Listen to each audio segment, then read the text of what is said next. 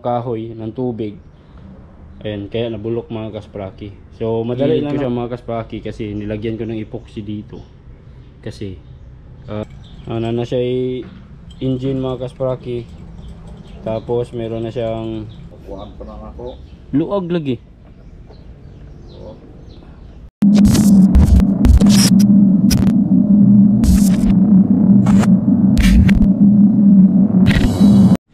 Yo mga kasprakatak, meron lang akong ipapakita sa inyo.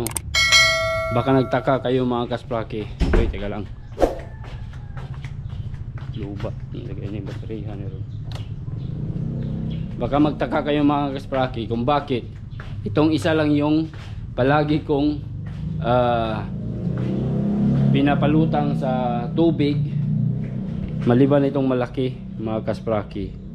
Ayan, need na siyang i-repair kasi nga naman mga kasprakatak, sobrang tagal na kasi itong mga bangka na to na ginawa. Sobrang tagal. Ayan, may butas na mga kaspraki. So yun no, bulok na dito. Madali na naman itong i-repair. Hanggang dito yung ano niya, yung bulok na kahoy mga kaspraki. So kailangan natin itong tanggalin at tapalan natin ng bago, no. Ewan ko lang kung may tubig ba ito sa ilalim. Siguro nagsimula itong mga kasprakatak simula nung pinalutang natin. Tapos di ko napansin, mayroon pala siyang kunting butas. Kaya ayun, napasukan ng tubig. And then naka-standby lang siya dito. So yun, kinain na yung kahoy ng tubig.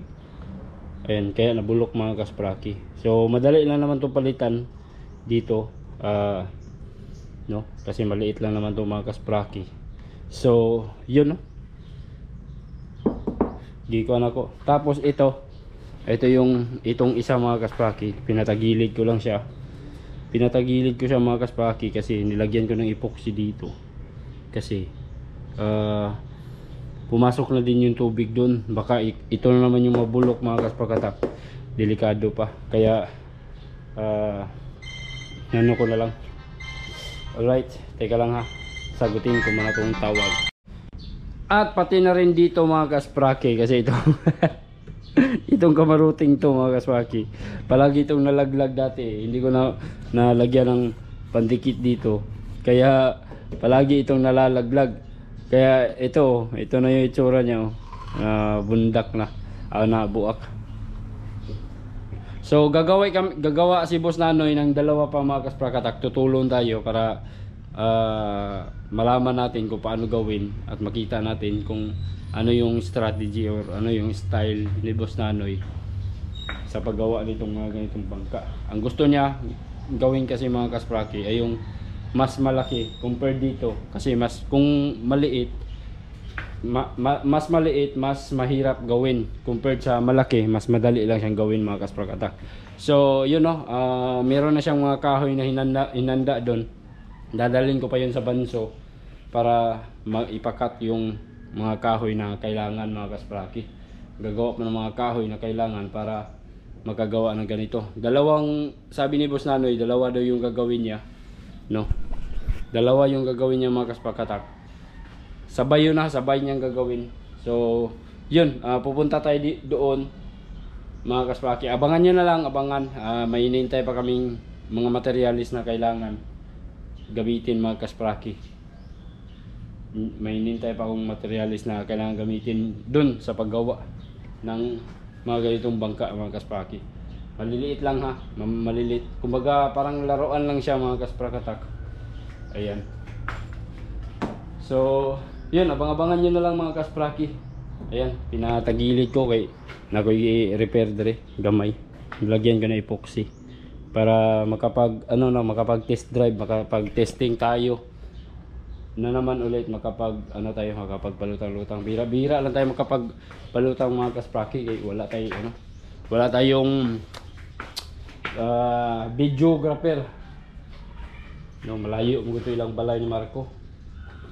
Okay, so ayan, butas na dito. So yun, check natin yung kay Raisan mga kasprakatak. Tingnan natin yung sa kanya. So ito tayo, punta naman tayo dito kay Raisan sa kanyang bangka na ginawa. Ayan, giotro na po niya. Ay, gapintal ka dong. Ha? Para masinaw.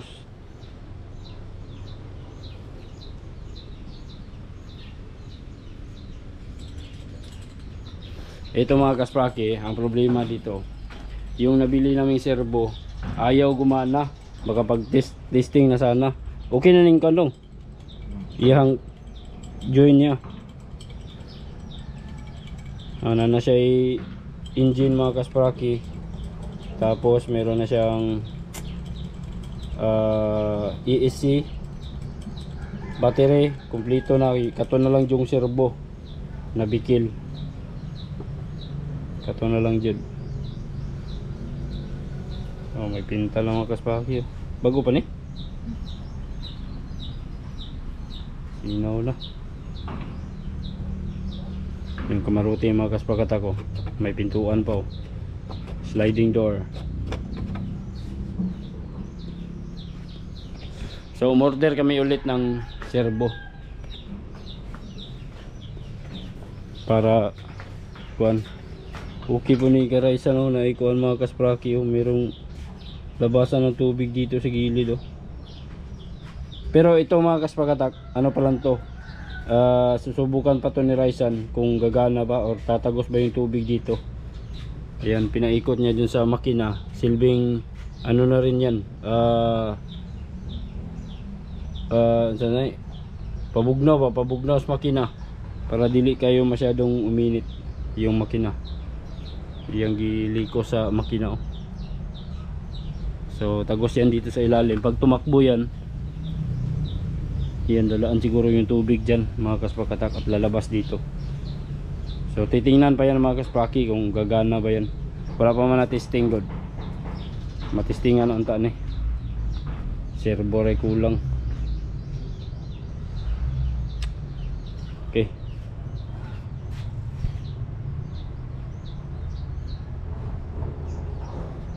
kamaruti.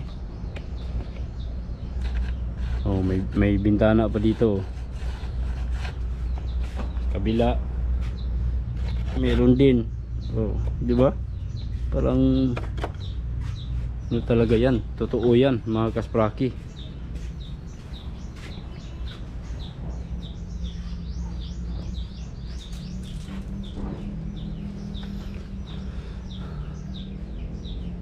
Loh, di nang sabudin ka pa yan idong. Dito deh. Kuhaan pa lang ako. Luag lagi. Oo. Dapat bangag ng kuhaan. Kapay? Okay. Bago na yung ihi?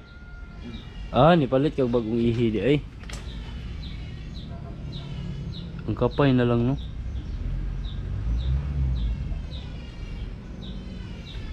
Luag pang kapay mga kaspraki. Kailangan pa yung ipik. Nang ginawa. Ha? Okay na. Yung gikuan lagi katingan. Kuhaan ko. Mo gid mo risig na plaster rin noon kayo. Galing lang kay lupag siya. Maugot ra ni. Kuhaan mo na. Maugot ra po noon. Butong ko na yung kuhaan anak.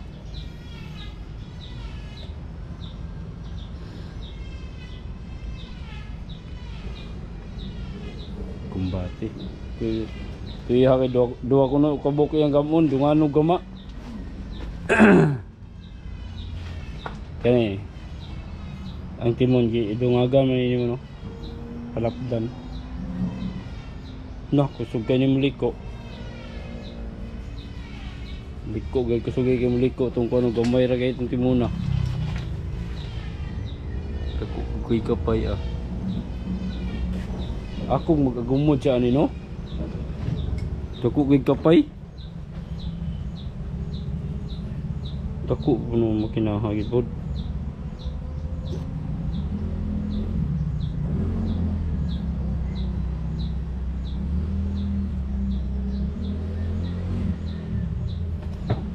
Eh.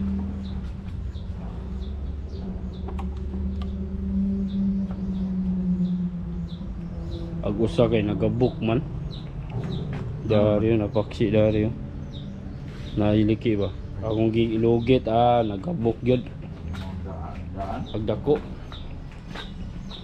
dako ba Bayo, na dagoy na. dili murag puan man to tablam to kay giana nako pero bay na ni ba murag tabla pag ako nga gikuan mo mo gani ulahin yung kama lagoy Ito na, wala yung gama. ang dako dali ron to tapakan to palaras ng kahoy. Alright. So yun yung bangka ni Raisan mga kasprakatak. Makapag-testing na sana siya nung isang araw kasi nagkasabay din dumating yung mga parts and accessories para sa mga gamit niya doon sa bangka mga kaspraki. Yung engine, nahuli pala yung battery, yung motor, servo at saka yung EEC nagkasabay sana dumating, pati na rin yung remote control mga kaspraki. Ang problema lang ngayon, pag testing niya sa servo motor ayaw gumana. So tiningnan ko ayaw din talagang gumana mga kasprakatak.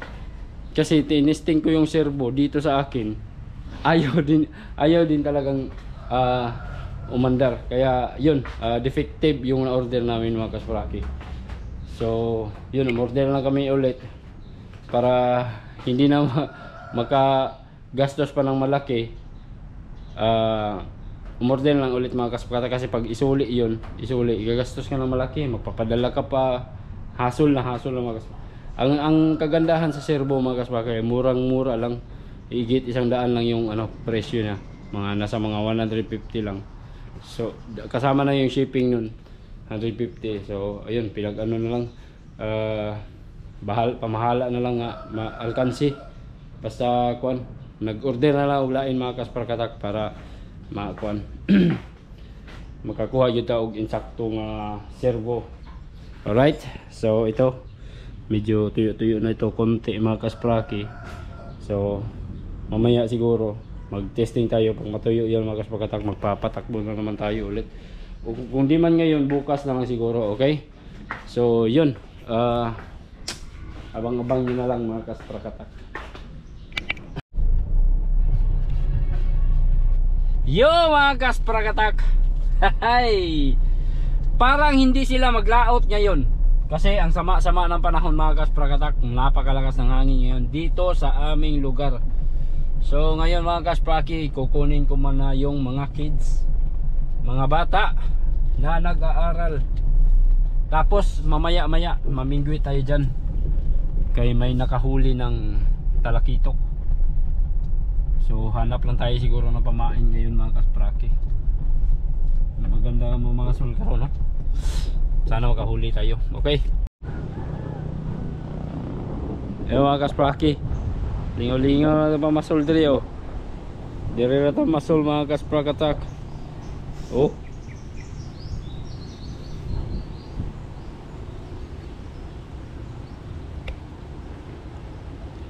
malakas yung hangin mga kaspraki. Ayaw, hindi sila makapaglaot. Kanina nag-high tide, kanina pumasok yung tubig, ngayon palabas na naman yung tubig oh. Ito yung pamain natin, skipjack yan. Bumili ako ng hiwa-hiwa kanina, pinagtapias lang ako ng konti para ipamain natin. Okay, ito muna itong mga kaspraki. Okay,